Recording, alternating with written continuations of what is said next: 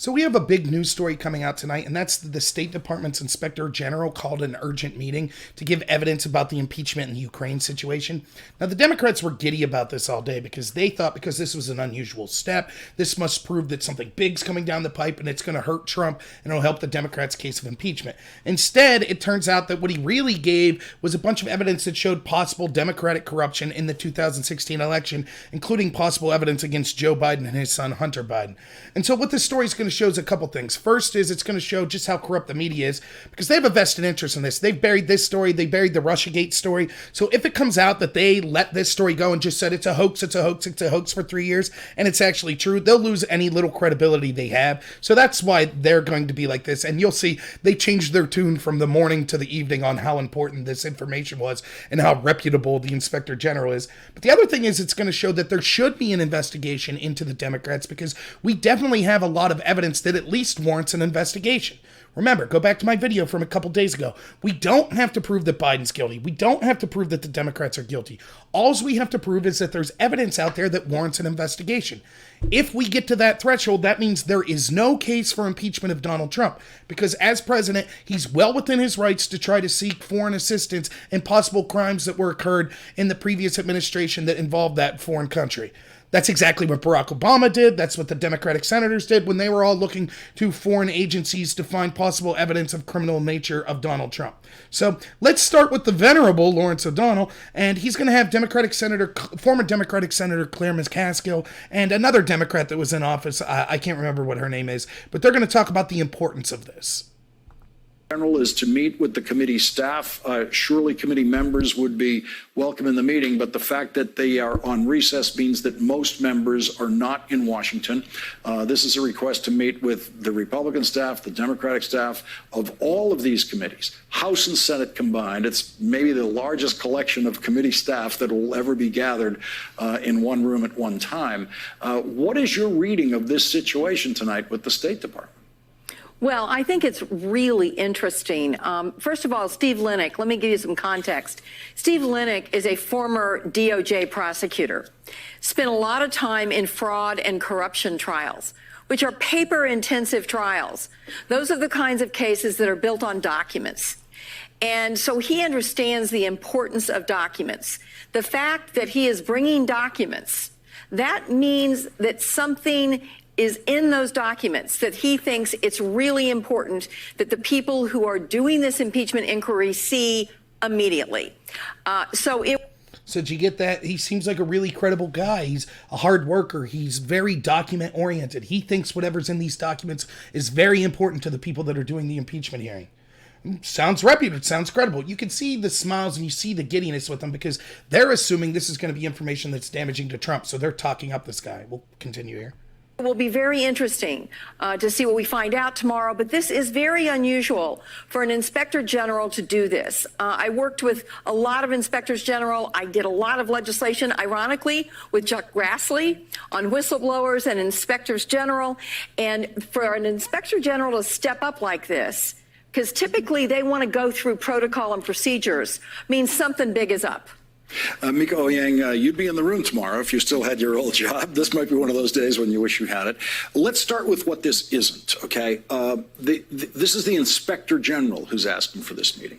So this would not be a follow-up, in effect, to Secretary Pompeo's letter, in which Secretary Pompeo is raising questions about the classification of some of these documents and the availability of some of these documents.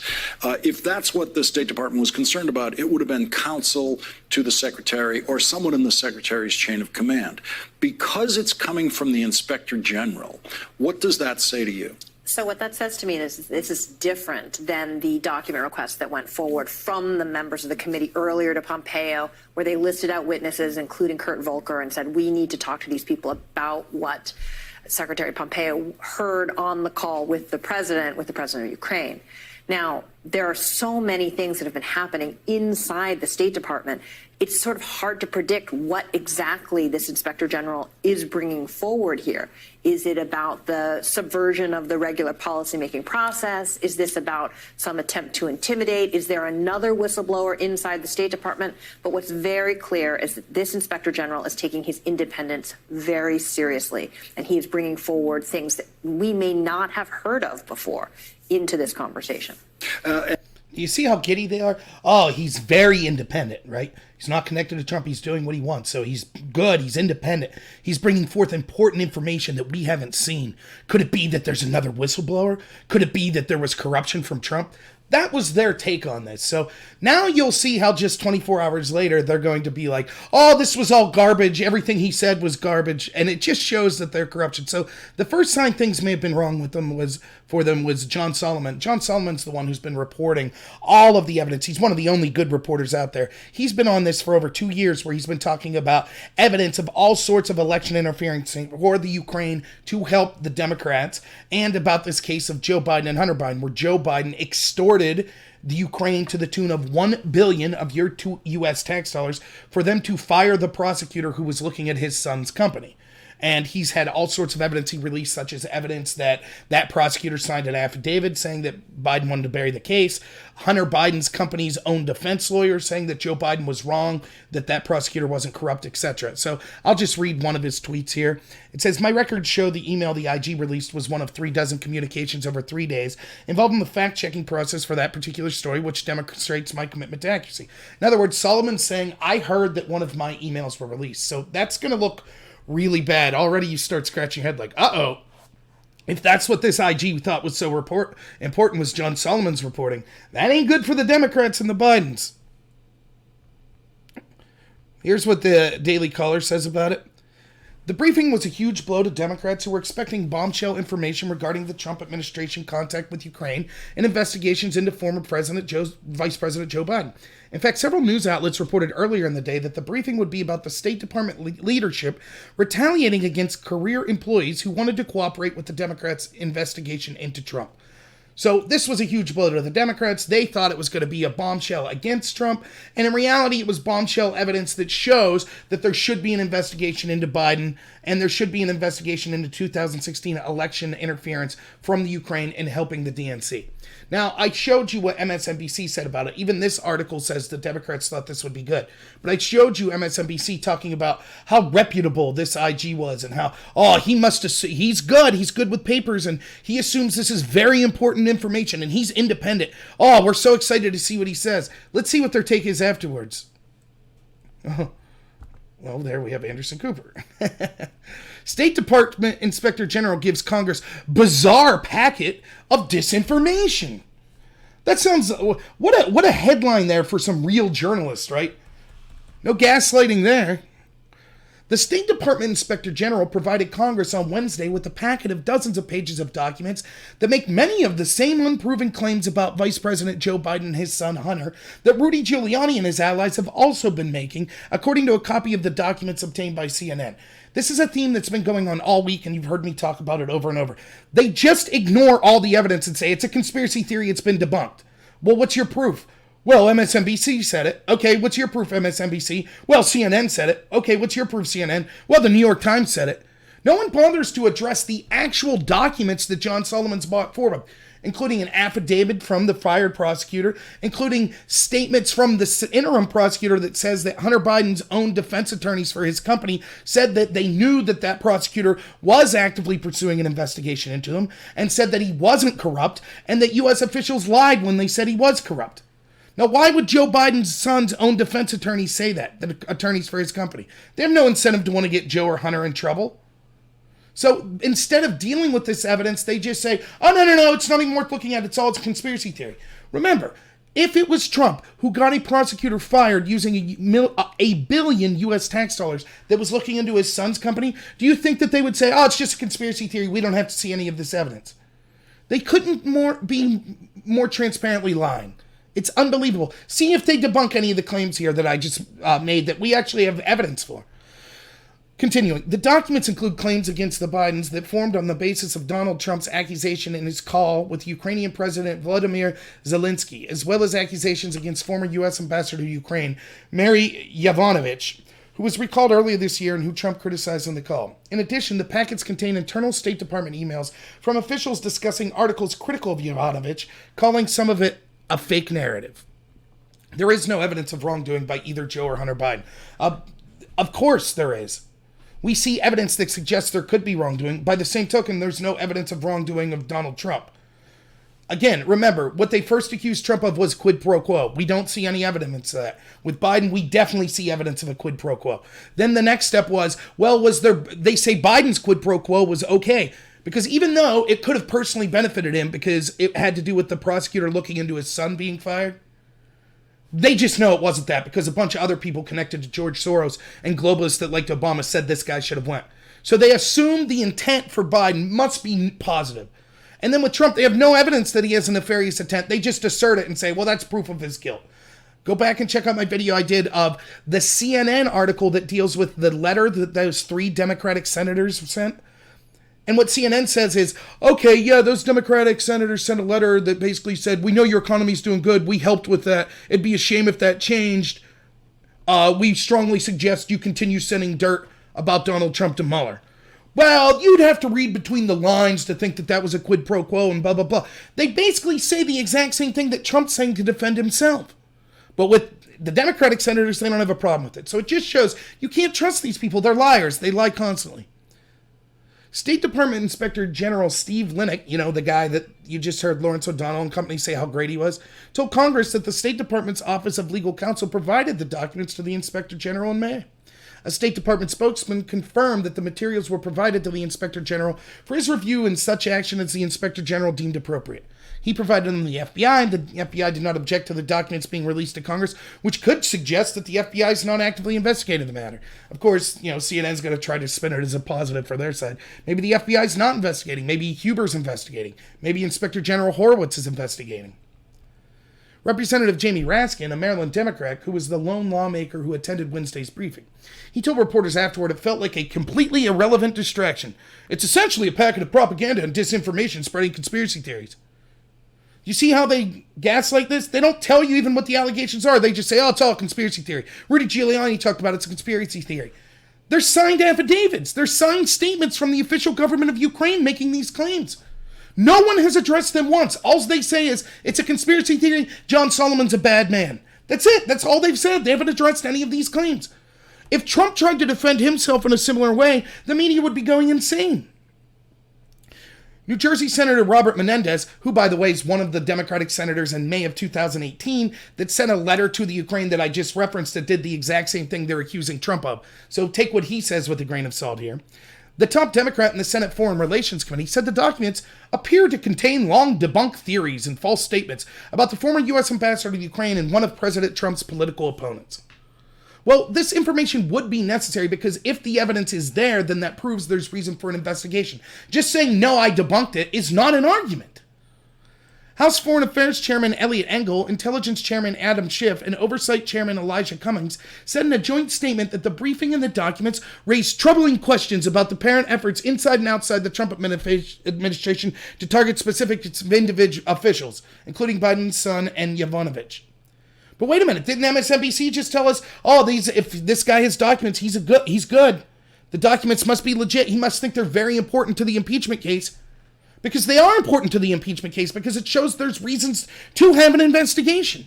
Again, the entire Democrat media narrative is we could work with foreigners to get dirt on Trump anytime we want. We can extort foreigners to fire prosecutors that are looking into our family using tax dollars. But you're not allowed to investigate it or it's a crime. Apparently, the IG that they just touted, again, go back and check that MSNBC video. They touted that IG. He also thought it was important to look at this evidence, and now he's a bum and he was spreading disinformation. Do you see how that works? A Republican source said the Democrats appeared to be frustrated the Inspector General was injecting these accusations of wrongdoing from Biden and his son back into the bloodstream as the Democrats have sought to put the focus on the president. Of course.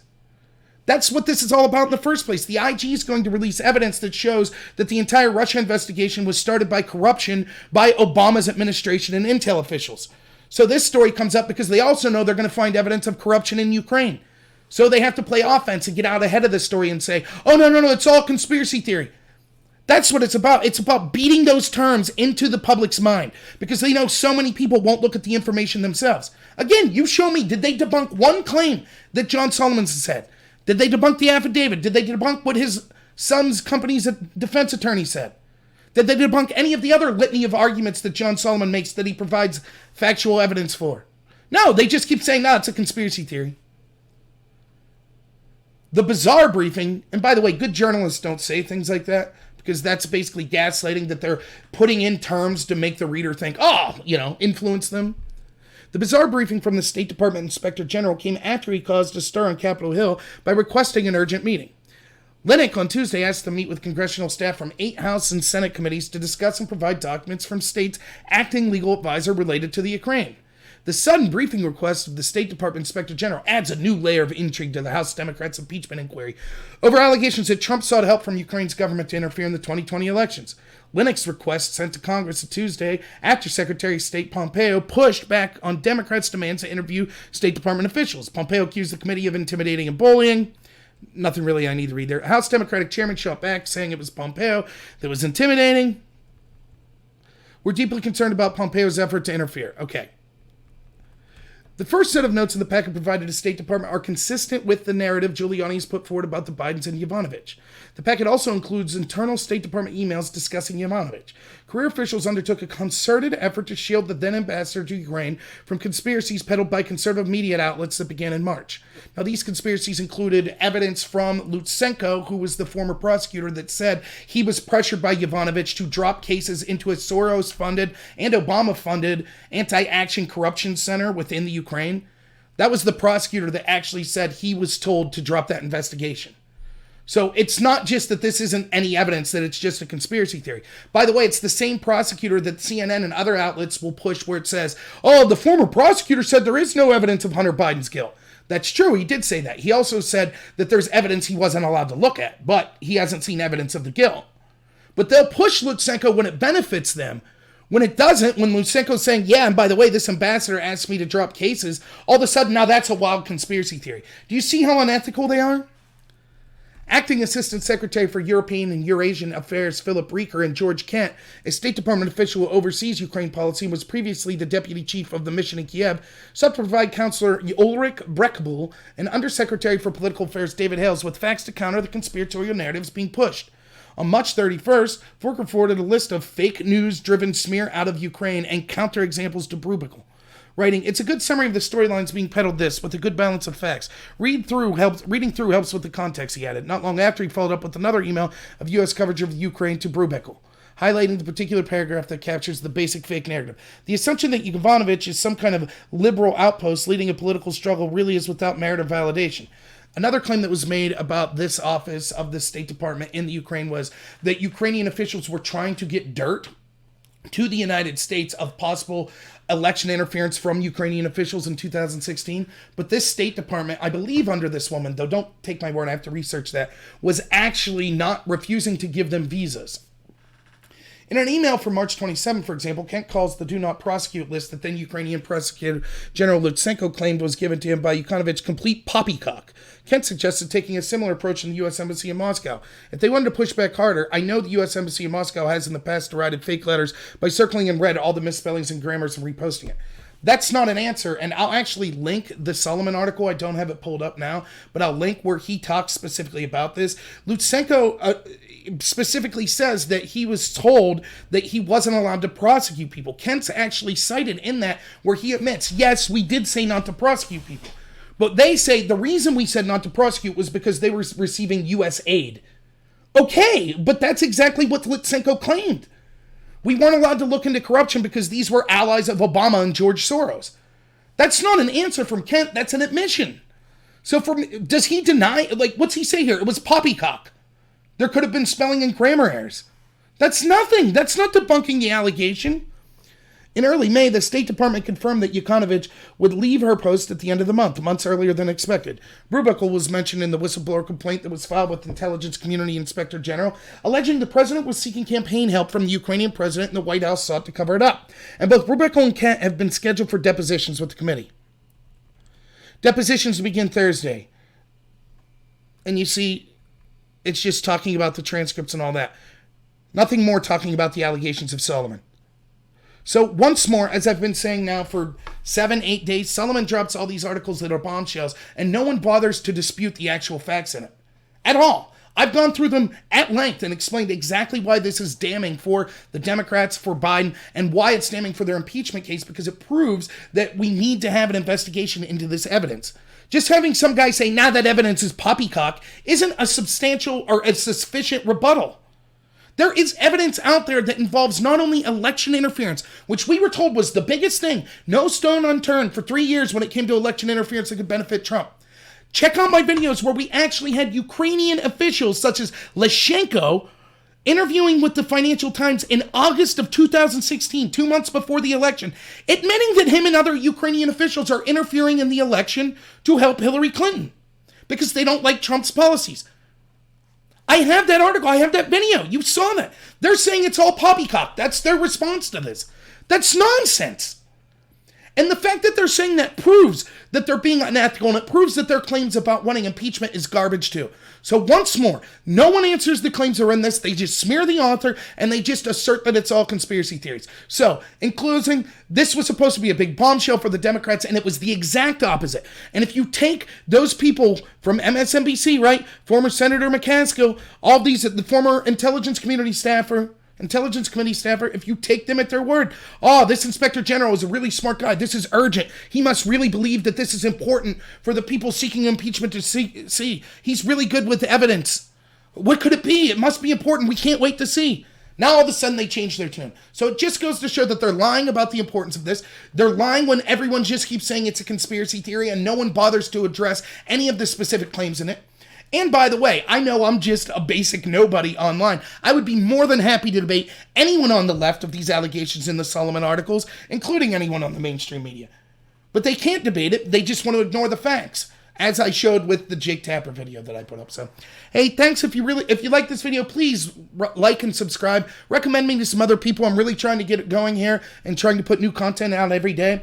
I'll be doing a live stream tomorrow at 2:30, so you can tune in for that. And look for me to putting more content up as the week goes by. So, thanks, everyone, and have a good one.